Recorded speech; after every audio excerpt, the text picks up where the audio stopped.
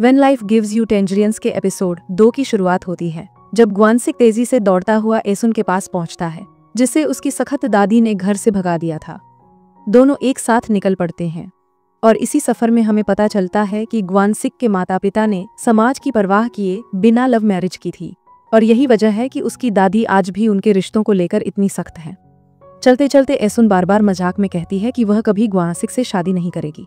शायद यही बात ग्वानसिक को छुप जाती है और वो अचानक उसे किस करने की कोशिश करता है मगर मिस कर जाता है। इस अजीब मगर प्यारे मोमेंट में ये भी साफ हो जाता है कि एसुन भी उसे पसंद करने लगी है, थोड़ी झिझक थोड़ा प्यार, और फिर होती है एक मासूम सी ऑकवर्ड सी क्यूट किस।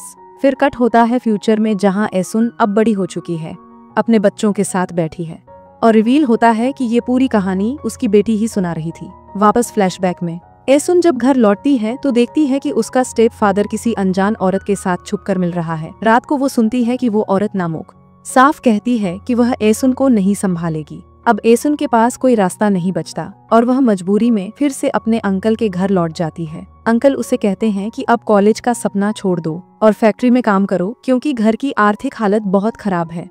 एसुन जब स्टेप फादर के पास आखिरी उम्मीद लेकर जाती है तो वो साफ कह देता है कि उसके पास न तो घर है न ही पैसे, जबकि सालों से उसने वादा किया था कि वो एसुन की पढ़ाई का ख्याल रखेगा। दिल टूट चुका है और वो सीधे ग्वानसिक के पास जाती है और रो पड़ती है।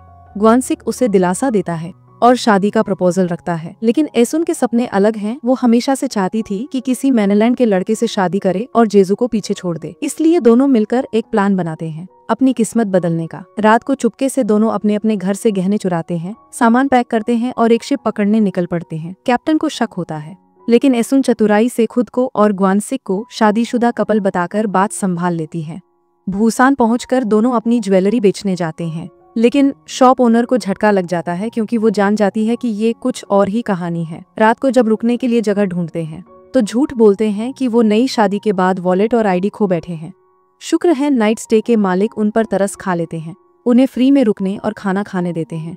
लेकिन अगली सुबह जैसे ही दोनों उठते हैं तो देखते हैं सब कुछ गायब है, उनका सारा सामान चोरी हो चुका है।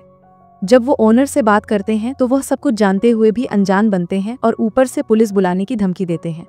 अब दोनों सड़क पर हैं, अकेले, लुटे-पिटे और मायूस। इसी वक्त एसुन को याद आती है हैंसल एंड ग्रेटल की कहानी, कैसे उन्होंने एक चुड़ैल को चकमा दिया था।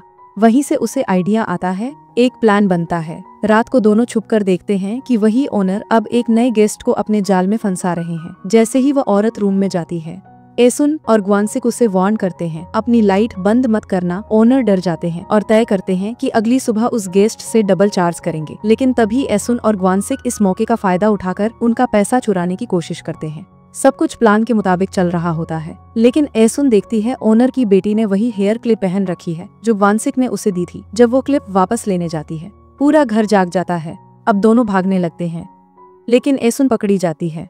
तभी ग्वानसिक अपनी पूरी ताकत लगाकर उन लोगों से भिड़ जाता है और एसुन को बचा लेता है। और इसी इमोशनल और थ्रिलिंग मोमेंट के साथ यह एपिसोड यहीं खत्म होता है। Thank you for watching.